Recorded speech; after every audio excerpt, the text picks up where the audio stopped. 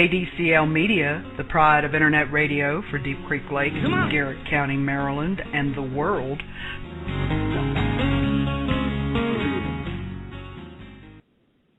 Consciousness.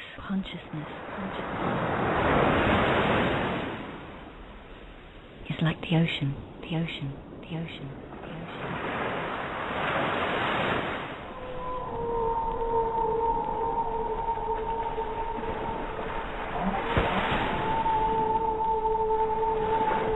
The H2O Network, purveyors of passion, seeking to expand human consciousness from the deep depths of the universe of your soul.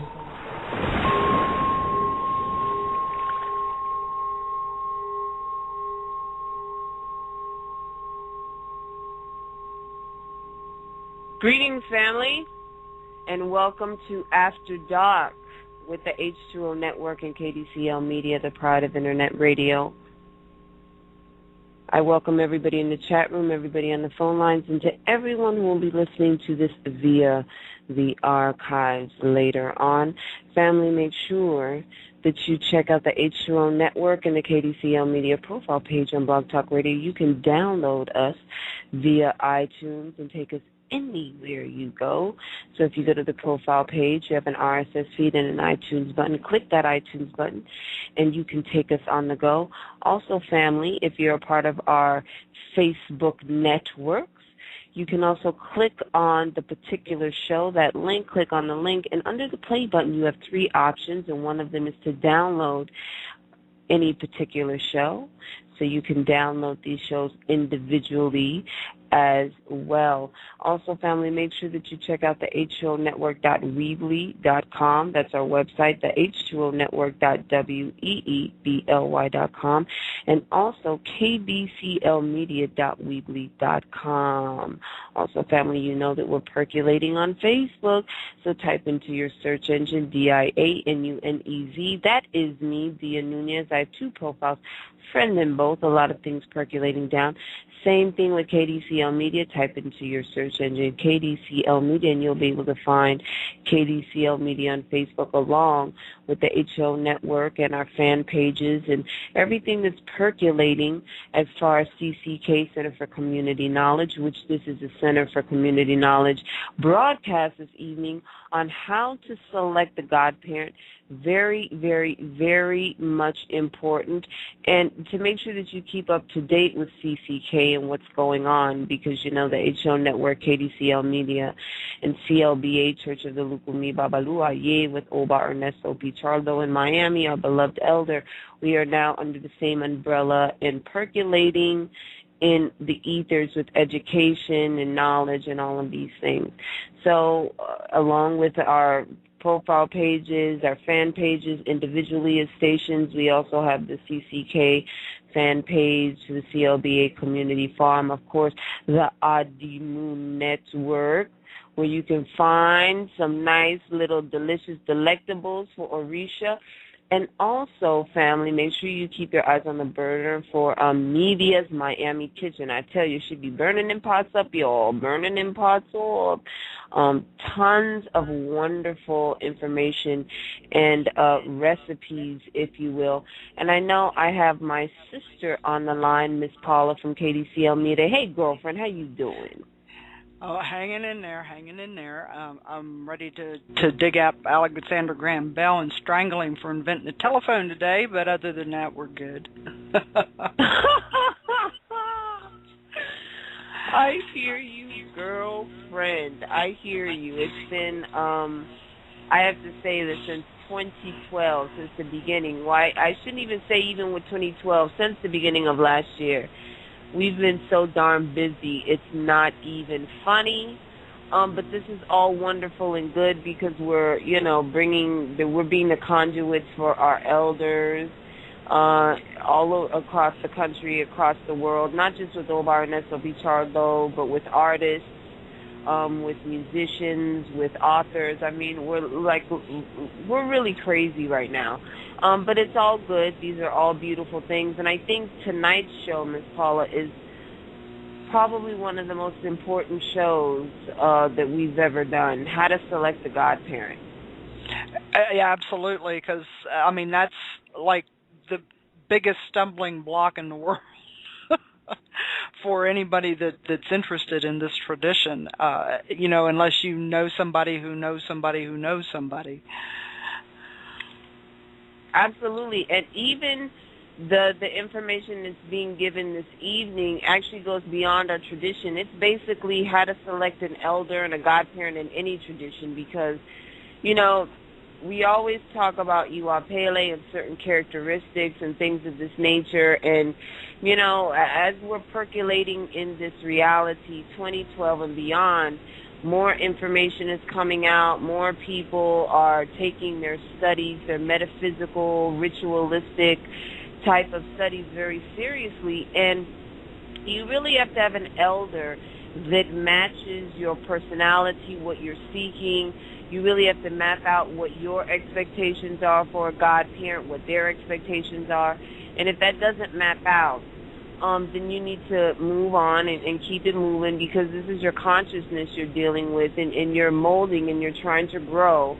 And if you're with people that can't help you in that endeavor, you really need to move on. Because let me tell you, the things that I know now, if I knew back then, before I made Ocha, almost a decade ago, honey, I would be in a different place right now. So this is very poignant and important information, to say the least. Yeah, and you think about you say things like that, and it's like, okay, but what would I have missed if I did it different? That's always Well, you know what? It's funny you say that because it's very interesting that you say that, and you make a very poignant point. There's also another aspect of the pie, the osobo that I experienced as a yawo and as a priest dealing with the iworo and individuals and their craziness. Actually, it is actually elevated my consciousness. It's elevated in the way I perceive certain things. And if you don't take the side of victim, if you will, it actually is a good opportunity to teach you about the psychology of people, the psychology of yourself, what you're seeking as far as a student. It's like almost like this being the Sorcerer's Apprentice, you know, that movie with Nicolas Cage. And, you know what I'm saying? I mean, literally, it's like almost, you're doing your Harry Potter thing, trying to find a good mentor and things of this nature. All of these things are very important. The bad, we have to remember that the osobo that we experience in this tradition when it comes to mentors is also it's also an ide. It's like a paradox because it can teach you a lot about many things if your heart is open and you're willing to actually see. So it really is. It's a double-edged sword. It's like, while you're sitting there beating your chest and tearing your hair out over the asobo, you have to stop and think about, well, what am I learning and what would I have missed, or who would I have missed that's become important or instrumental in my life if everything would have been ire. Ache, honey, Ache, I wouldn't be sitting here with you today if it wasn't for that osobo. You better work, mother. I wouldn't have been able to meet my twin, Miss Paula of KDCL Media. So I bless the osobo of my crazy, Yawo life when I was a Yawo many eons ago. It's like this paradox. It was yesterday and it wasn't yesterday, but I'm very grateful. But I'm going to get our elder Oba Ernesto on the line. The telephone is ringing. I know he has his cake and his cafe cubano by his side. Well, sure he does. Of course. And I know you're on the line, Oba. Bendición, Oba. Blessings. My cafe cubano was perfect, actually. With a lot of foam on it. Really delicious. Wouldn't dare so be I'm ready anything for else. you, Pete. Exactly. Ready. Now I'm ready for this program now. Do you have any sweets, Oba?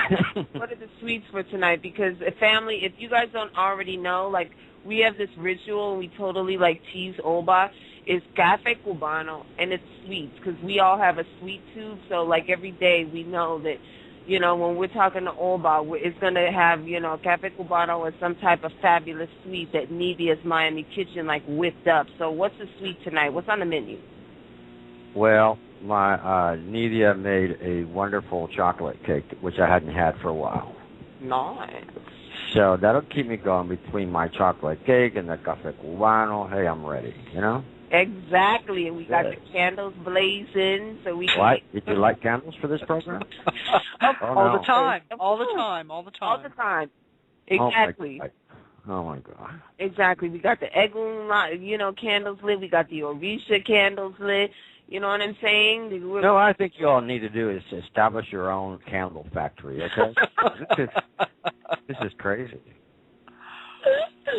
Light it up, light it up, light it up. My God. I wish. Oh my God! Please don't get me started. So, Obot, tonight this is me and Miss Paula were having a little tit for tat before we pulled you on the air. How to select a godparent, and I was saying that this is probably going to be one of the most important shows that we've ever done. I mean, we're doing a lot of wonderful things, but this is very monumental because you're always talking about the elders and their role. You're always talking about the new guard and their role and expectations, and you've touched on this previously. So where does one go to select a godparent? How does one strategically plan for this? Well, you're right. You know, it is the starting point actually of the conversation. Since I've been out in the academic world since the 70s and long track record of public speaking in that arena, I would say to you that the most frequently asked question up front by students has always been, how does a person that has no knowledge of the culture and of this faith and is not part or is in no way embedded into the religious community per se and grows up within it, that it's literally an outsider, that's seeking a new spiritual path or just simply exploring and trying to find their spirituality in some form, they're exploring, and then they go, well, how do we know that, where do we go, and how do we know that the person that's claiming to be a priest or a priestess of any particular tradition, how do we know if they're for real, and if this is the right person for me? And I often would answer, well, the first thing we need to do is we need to teach some basic common sense guidelines here that we need to present publicly, some pointers here that will at least set you in the right direction.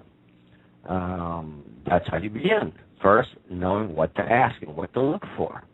And it is applicable not just to our Lukumi tradition, but I would say to any of the faith systems out there that are not institutionalized per se, Christian organized churches, but those that in this society actually move away, don't find their place in any of the Judeo-Christian traditions, and then go out to explore and find their spirituality elsewhere and connect into something, And so, of course, you have those that are get there by way of reading esoteric books or other things. There's many avenues, right, that lead to finding one's self in a place where it is the most adequate for each person. And so you're right. We've been talking about many different topics for quite a long time now, but we've never really addressed this fundamental question. How does one find the right person? Who is that religious spiritual professional person that best fits what I'm looking for, right? It's always that question. If we look at our tradition, but our tradition is not the only one, we find that more and more I've seen that exciting situation over the years. What we're finding is more people have left mainstream religion for something else without any guidance, without any guidelines, and so they're out there getting bumps and bruises, where otherwise at least they had some fingers they could then, they're armed with something that they can go out with and start getting what they're dealing with and who they're dealing with.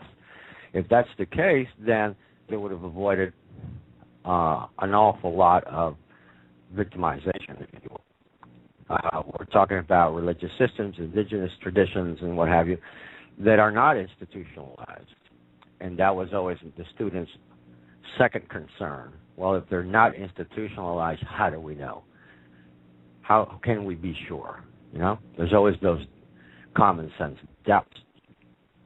If we look within our own tradition, we find that because there isn't really that set public guideline, unless people visit Church of the Lukumi Babaloye website, there is a page there that we have had posted for quite some time now that presents in writing the guidelines and gives people some tools to work with. And that's the kind of conversation we want to have tonight.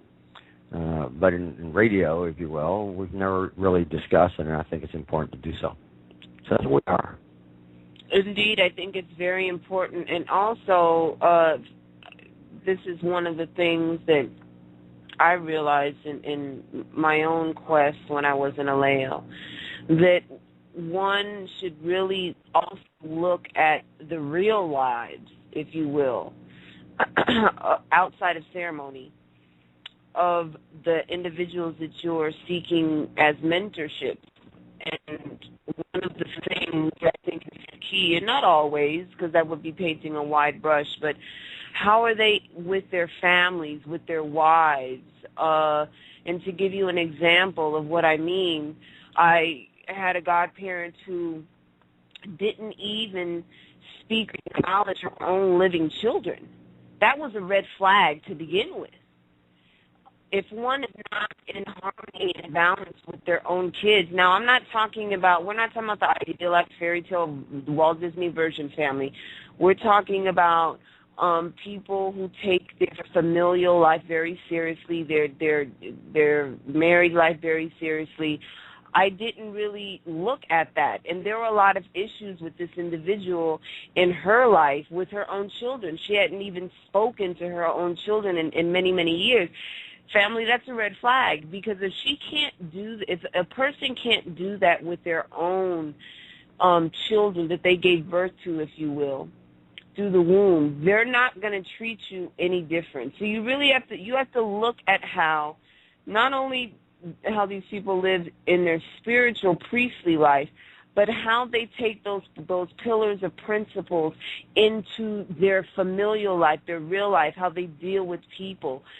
Because if it's not in balance or not right, those are red flags, because, you can't compartmentalize who you are spiritually. There is no compartmentalization. It is all the same. So if there's a dysfunction in their family life and the way that they treat people, the way that they do business, then to me that's a red flag. And that was a red flag for me, that at the time I guess I was in denial, or I ignored it. I don't know. But, it was a huge learning lesson for me.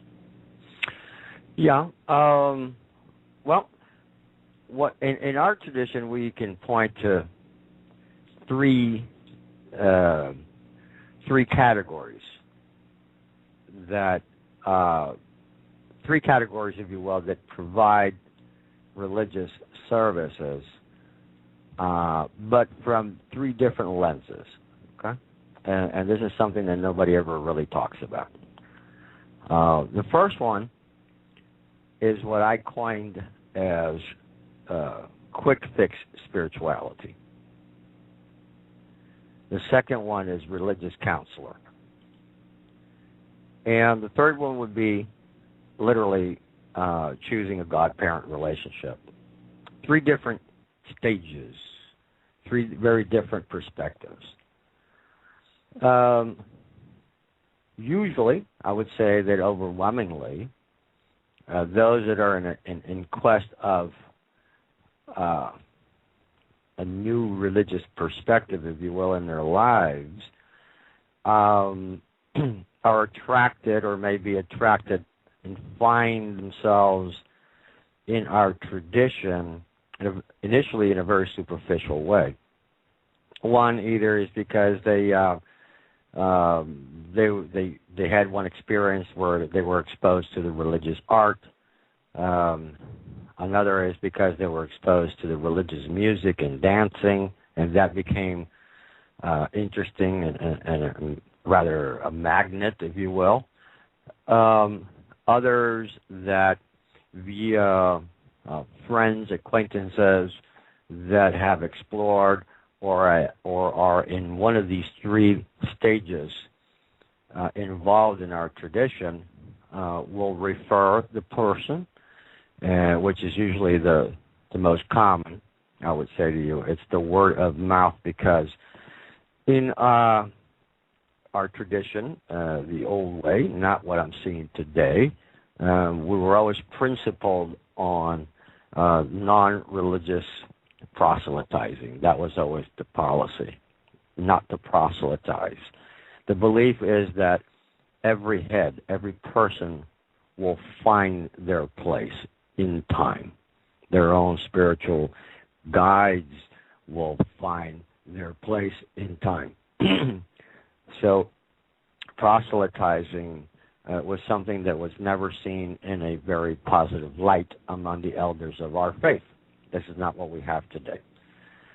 So quick fix, let's say, commonly as someone that you know and have some relationship with, a friendship with, or trust level that is dabbling in these religious practices and belief systems. And let's say the person feels comfortable wherever, person A feels comfortable in the place that they are visiting and having these casual religious experiences.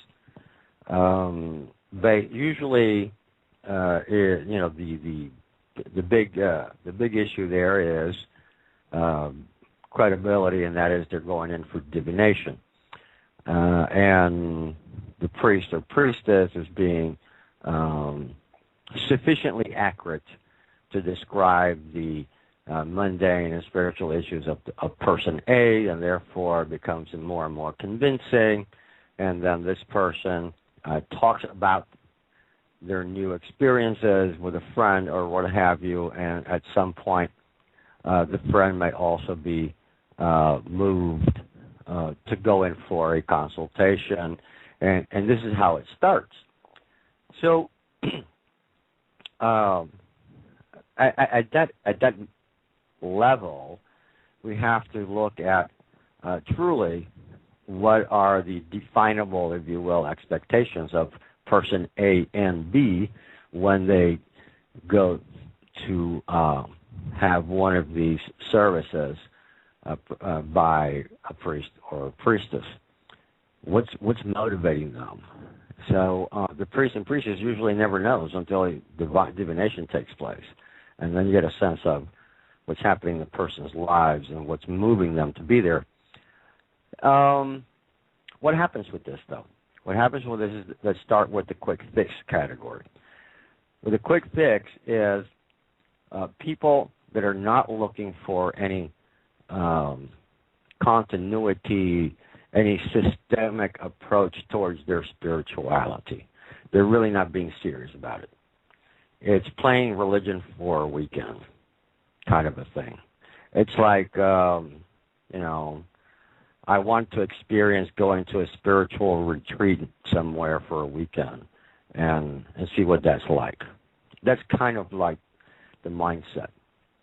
So they come into these religious divination sessions, get a consultation, get a reading, and their true, convincing, mundane issues rise in this consultation. They're addressed appropriately, and that becomes convincing. So let's say that the person needs to address one primary life issue that is significantly important to pay attention to. And they can be helped not only by some modification of human conduct, but also, and for that I mean a temporary modification, not any particular long-term or internalized modification. This is an external, superficial, temporary exchange of behavior, if you will. And it may be including some kind of ritual involvement. So here we go. They're told, let's say if it's a combination of both, they're saying, okay, listen, you need to behave in this particular manner for the next week, or when speaking to this person that you're having a problem with, if it's work-related or along the lines of sociability, this is what you need to do. If it's on the line, if the primary issue is somewhere along the lines of economics, then this is what you need to do from a human level of things. If it's health, listen, you may need to go to the doctor and get a complete blood test. You need to look at that because there's something that's not right there. So it requires the human action. And then the spiritual, hey, we'll take care of that here. Let's, we need to do some kind of ritual to help you in terms of the spiritual part of the person. Well, that's great. What people are never told is that you do this one ritual, and no one ever just has one issue. We are a bag of issues. Those that are directly generated by ourselves and our lifestyles or what have you, and those that are incoming, that when we go out every morning onto the world, that's generated and it comes towards us and impacts our peace, our health, and our prosperity, those three categories. So what do? The easiest thing is, okay, priest or priestess, what do we need to do to fix this one issue that I'm concerned with? Well, you are now in the host queue. We need to buy these things. We need to do these things. Okay, what is this going to cost? You plan it. You come in the day and time or whatever, bring all the things that you're going to need, or you just give the priest the money, and the priest will go out and purchase all your materials and have everything set up and ready for you. You just walk off the street and get your ritual done. And that's it. Done. You're finished. You came in, you got your thing done, you heeded to the advices, and you're on your merry way. That's it. No attachments, no internalized process where you need to meditate and internalize anything in particular. It's totally superficial. So it's like going to going to a grocery store or going into a retail store and buying something. It's your religiosity at that point is being treated as a commodity, as a commodity, not as really as a spiritual and transformational path. You're just there to fix a problem.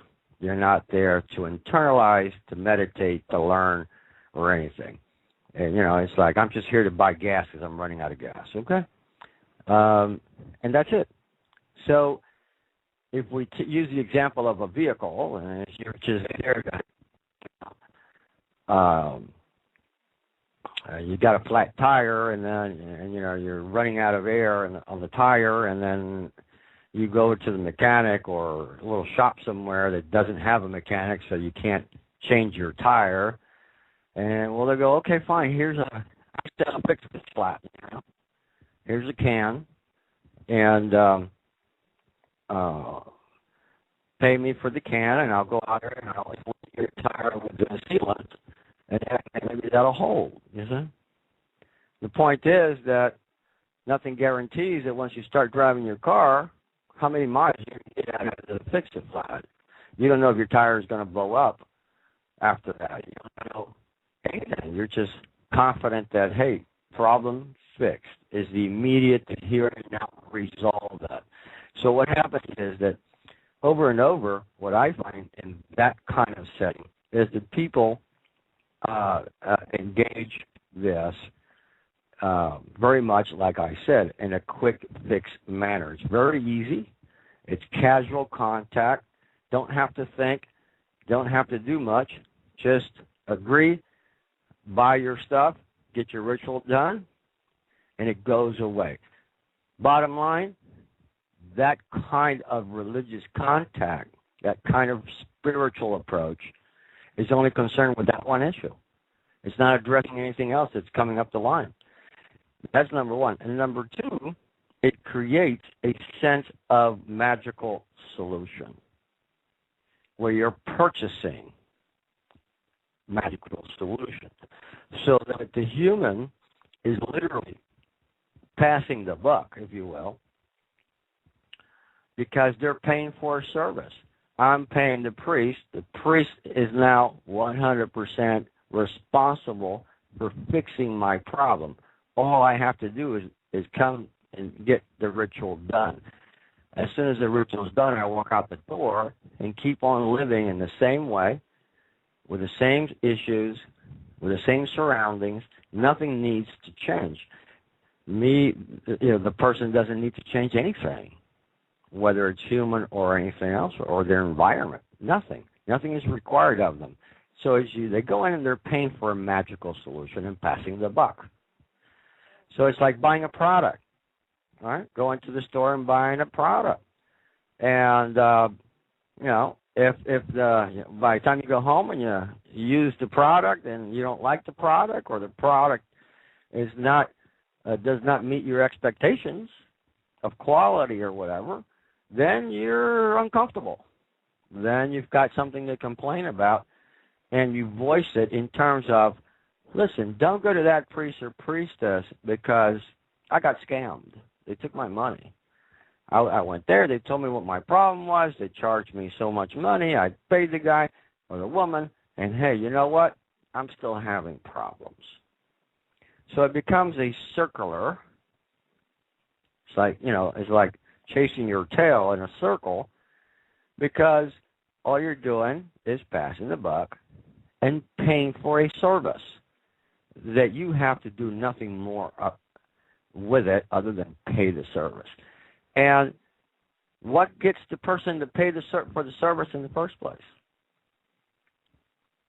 Is as long as the priest or priestess during the divination session expressed themselves in a style, in a form, and in a way that was linguistically and philosophically convincing enough, then the person becomes all trusting and is willing to buy the product, because all they have to do is put out the money.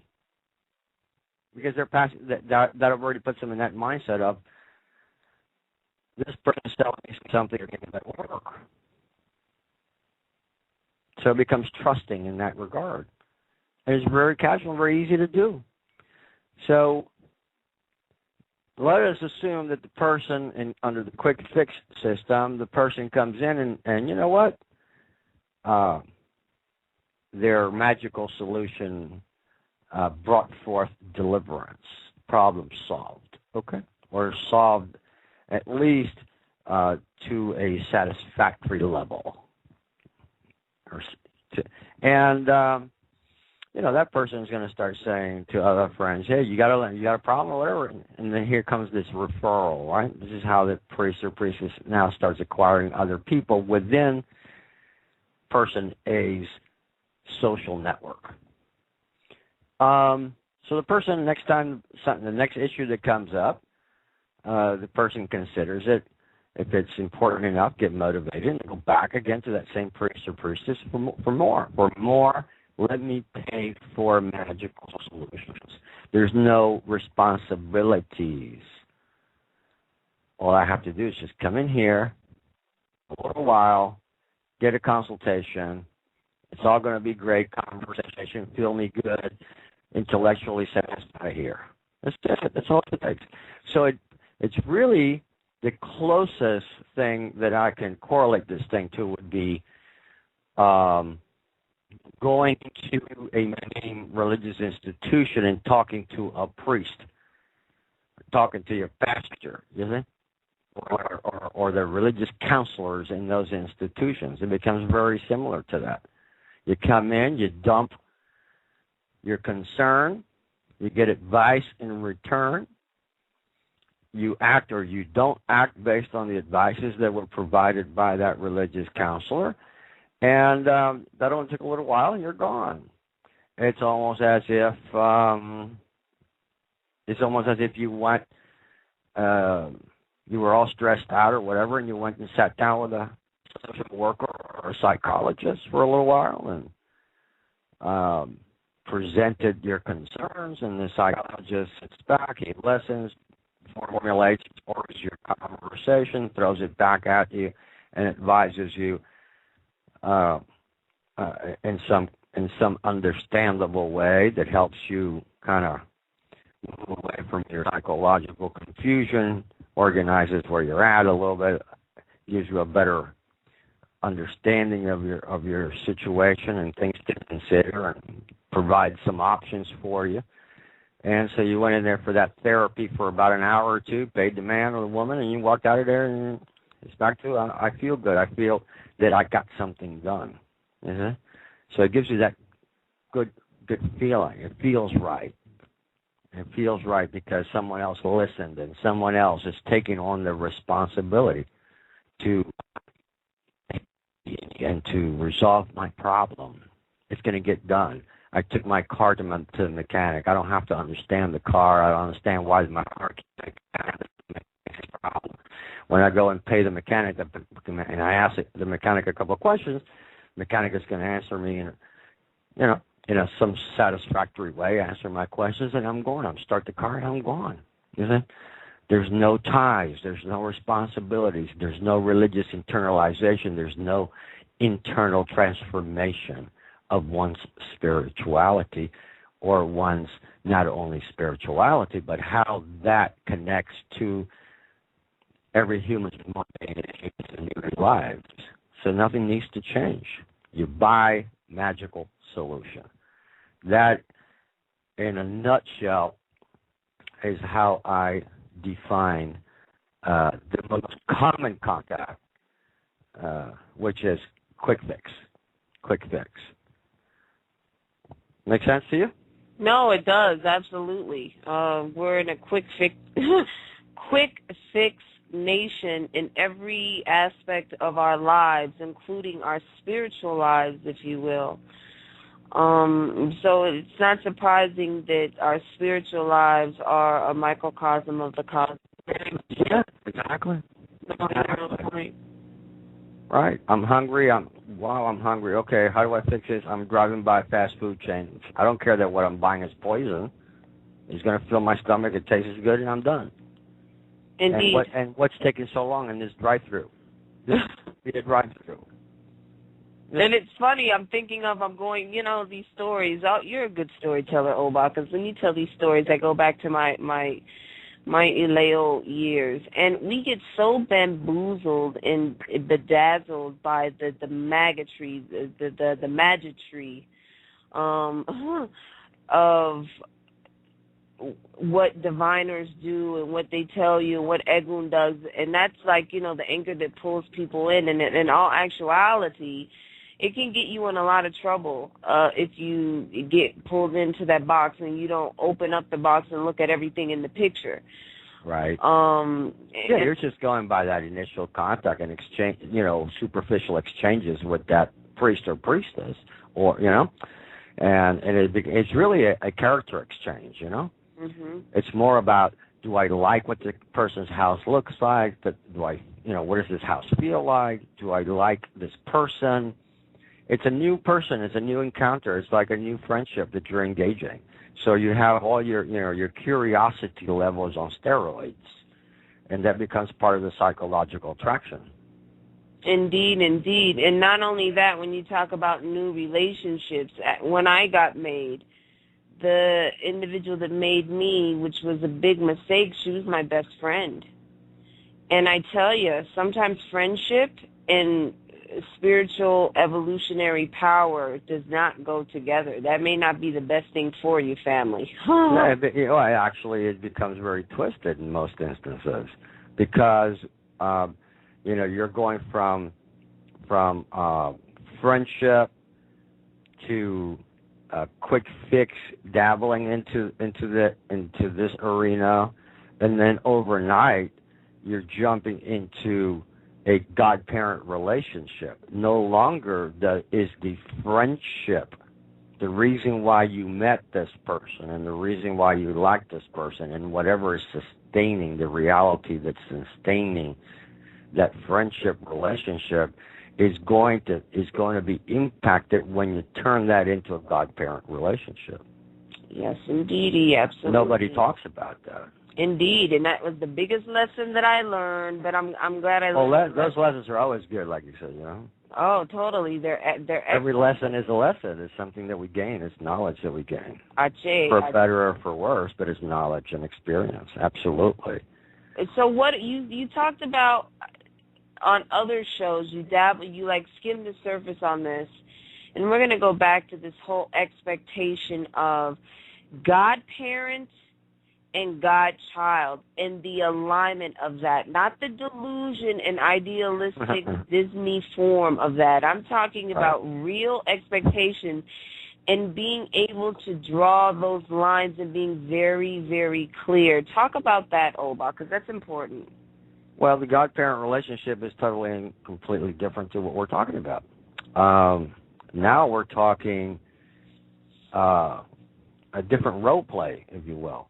It is no longer like in the case that you're citing a friendship where there's equal footing going on here and total free will.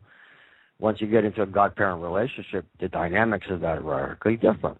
Now this person is called a godparent because that person now assumes the authority role, or the role of authority in a spiritual context. You're entering a world of protocols. You're now entering a systemic world of rituals and ceremonies. Now you're entering this whole complex that is entirely and completely radically foreign to the dynamics of a good friend relationship. Totally different. Now all of a sudden the friend now becomes your religious mentor, your religious spiritual counselor. Now this person is the translator, if you will, of the information that you need to have and know to transform your life. Because now, as a godchild, you've entered the realm of spiritual transformation. So no longer are you in a quick fix state of relationship. And certainly before a quick fix, if we go and use your experience, we're talking about just friendships. So you go from friendships to quick fix spirituality, suddenly all the way up the line to godparent, where there are rights and responsibilities on both sides now. Now we have the divine intervention and ruling and guiding people. Now you're really engaging the spiritual realm at a whole different level. It is extraordinarily different. But before I go a little further on that, we still have the center point. How do you get to the godparent relationship? The second point we have here is the religious counselor relationship. Okay. Because they're very different. Because not everybody who gets a consultation needs to be a part of this tradition, or wants to be. And I have to say, and some people are not going to like what I'm going to say, but it needs to be said. We're not recruiters of the crusade. We're not Christians. No. And this is why, I don't recruit. I do not recruit for this tradition. This is my path. One has to come to me, or it has to be in divine order, because then this is where we get into the prospect of what we talked about before, Oba. There are many priests in not just our tradition, but in many traditions who had no business being made. They should have stayed aleos. That was their path. But because people sell rocks, if you will, it becomes very complicated. So the whole thing starts getting corrupted.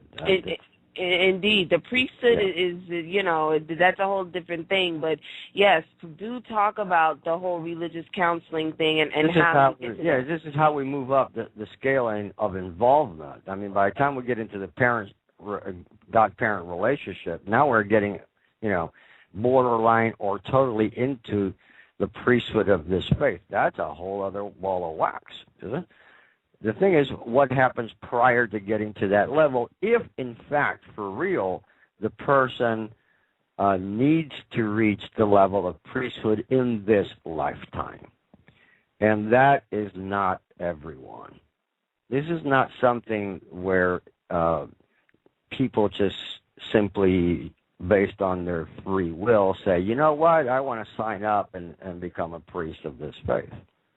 We're dealing with an indigenous religious system where it is the deities themselves that tell you whether or not you are destined to be in the priesthood of this faith. Because maybe you may not be. That may not be your destiny or your fate, if you will, in this material lifetime. Maybe it's something that falls short of priesthood. Maybe it is just simply a religious counselor level or even the first level of quick fix. Is it? So we have to understand, first and foremost, that we're dealing with three different people, if you will, three different states of approaching and existing within the realm of our religious practice. The second one, of course, is the religious counselor. Now, how does the religious counselor function in its basic form? It usually starts with the You quick are now fix. off the host queue. Okay. Usually it's the quick fix. Now, what happens with the quick fix? Well, some people, a small percentage of people in the quick fix level really begin to connect, really begin to understand what they're getting themselves into, and pursue this in a more organized and systemic experience. There's where the priest or the priestess starts becoming your religious mentor, your religious counselor, where there is a more clear understanding of what your spirituality, what your makeup is, and you begin to pursue a path that begins to be transformational. There's something that you're working towards to achieve here. So it's no longer, I have a headache today, drink a medication for the headache to go away, but who needs to understand the cause? No, now the religious counselor is a person who's going to be there for you every time you need him. And is a person that actually takes you in and is really holistically looking at your life and advising you accordingly in a holistic approach. It is no longer a single issue-oriented quick fix approach.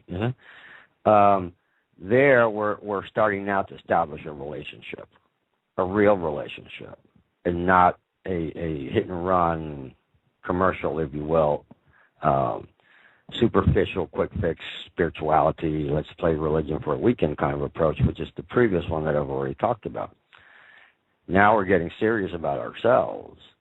And that may grow into something beyond consultations and ritual approaches and stabilizing certain life issues and just simply good character and good advice, where the person is not only engaging rituals in a logical, common sense approach that's beneficial, but also is starting to work on their own human good character and making adjustments or modifications in how they think and what kind of logic, what their worldview is, how they approach their problems, how do they approach repetitive circumstances that always hinder or cause a setback. Now they're learning how to approach those things, to detect them early enough to make the appropriate and get out of the way and not suffer any negativity, because they now they're being able or becoming more and more able to detect negativity as it's forthcoming and knowing how to dodge the bullet before they get hit. So now you have a person there that's really helping you through these kinds of life issues. Oba, I have someone sent me a question in my PM, and basically they're asking, well, how do you know that Orisha is basically pushing you in that way? I mean, I know what it feels like from a personal standpoint of synchronicity. Mm-hmm. From an Odu standpoint, in a person that basically has no knowledge, they're in a Leo, they don't know anything, mm-hmm. They don't know from up from down, because the priest that's sitting across from them could actually be a person who sells rocks and is really deceiving them and telling them that certain things fall and that Orisha says this, that, and the other, but it could be actually a fugazi, a falsity. So yeah, how does that happen? I'm going to get into in a few more minutes. I'm going to get into the points, right? Mm-hmm. What everyone should be considering. Okay. In terms of the guideline, what kinds of questions, how they should be thinking before they even go for a quick fix. Because that's the starting point, the quick fix, every time. So yeah, I am going to describe that. Absolutely. That's the goal of this program, okay? I just want for everyone to first understand these three levels and the basics of how these three levels function, and then we'll understand better the forthcoming information and how to best make use of the points that I will be presenting to them. Okay.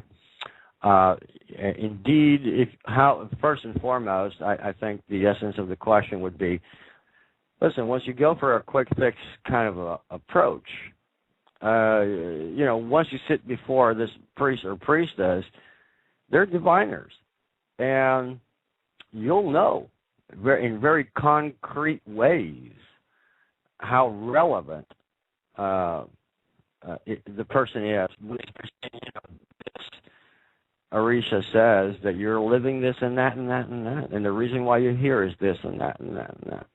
And this is a person that's talking to you that really doesn't know anything about your life, has no reference to it, and is being very accurate and very specific.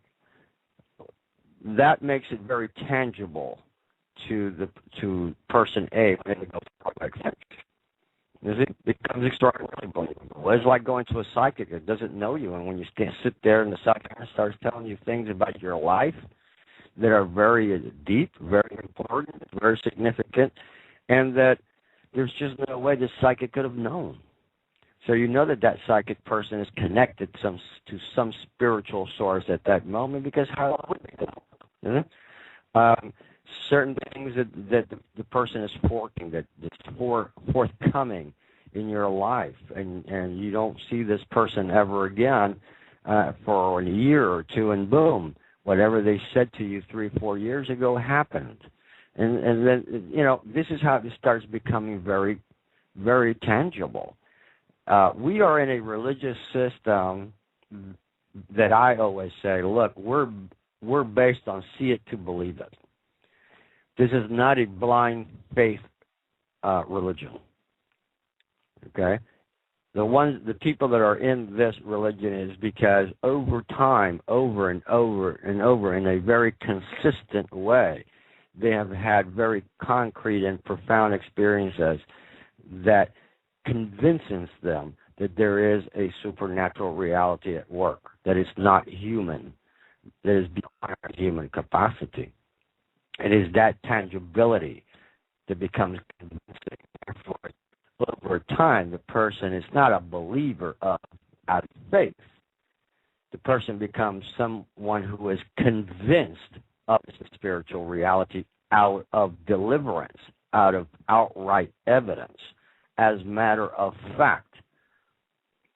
That's the difference between what we do if we were to compare it to, if you will, mainstream religion, which you're up front already, entering and sustaining your presence in that belief system outright out of your own human faith. You don't need any tangibles. That is an excellent point. You're there out of faith. And that's what differentiates us from mainstream Judeo-Christian religion. I'm so glad, Omar, that you said that, because this ties into a question that someone asked me about one of the shows that we did previously, and they asked me my opinion about a certain Egun realm.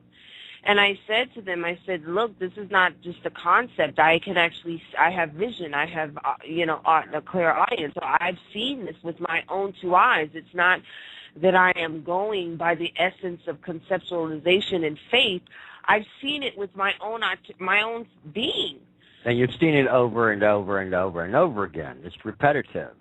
Indeed. I walk outside of my house and I see the Egun attachments, that are attached to the people walking down the street past me. So this is a concept, of course, but this is something that it's not a faith thing. This is a knowing.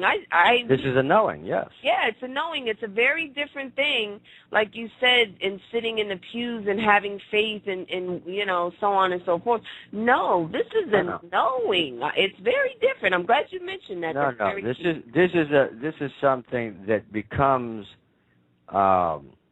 irrefutably convincing to the individual because of their life experiences, where it is a constant evidence, a constant deliverance. And you see it not just with your own personal lives, but you're seeing it all around you with other people in their own lives. So it becomes not only an individual, but it becomes also a collective testimony of fact, not just speculative or outright blatant faith as we understand it. I believe it because I want to believe it. No, this is not I believe it because I want to believe it. Here's where you become I am in this because I'm convinced of its reality, because I've seen it over and over and over and over again in my individual life and in the life of others. It becomes that convincing beyond the notion of coincidence. Goes beyond coincidence. Like, for example, someone like myself, I've been practicing for 41 years now. You know how many thousands of people I've consulted that I've divined for? It's in the thousands, I know. It's in the thousands. And I can tell you that I can guarantee you that every one of those thousands have been an experience to me, to my own religiosity, to my own spirituality, to my own state of being convinced of its reality. Because I've seen it in so many thousands of cases that I myself are handling, let alone those that I trained with, those that taught me and their experiences as I was there as an apprentice and later on as a disciple. And I've seen that in their lives and in their life work with others. You see? So thousands, I lost count when it comes to thousands, you see? So it goes beyond this notion or this potential argument that which is rather superficial and dismissive. It's not out of coincidence. This is not coincidental. This is matter of fact. This is here and now. That every time we do a consultation and we say to someone, look, how you doing? You seem everything at work seems like you're secured and everything is fine, is wonderful. Not true. You're going to be fired within 90 days. Something is going to happen where you're going to get fired. And yes, within 90 days, something out of the blue that unimaginable takes place and you are fired in 90 days. But you know what? At the same time you said that to that person, you said another 20 things to other 20 different people. And in that same 90-day period,